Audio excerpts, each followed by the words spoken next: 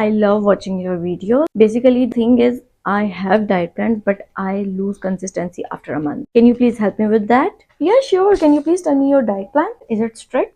No, it's not restrictive at all. Like in breakfast, I have egg whites with tea. In lunch, I eat salan with half roti, and sometimes I skip lunch due to office workload. और dinner में मैं grilled chicken ले रही होती हूँ with salad. T, I love T. I can't compromise on that. Clearly, your diet is not okay. It is very restrictive. It's not balanced at all and doesn't give you enough energy for the whole day. That's why you lose consistency because you feel tired all the time and give up easily. अगर आप strict plan follow करेंगे तो chances ज़्यादा होते हैं कि आप उससे fed up होके बोर होकर जल्दी से छोड़ देंगे और consistency नहीं रहेगी. क्योंकि कब तक आप खाना पीना कम कर सकते हैं. इसीलिए खाते पीते हुए moderate calorie deficit diet के साथ weight loss करें ताकि you don't feel restrictive and stay consistent for long run and achieve your weight goals. Thank you so much. It was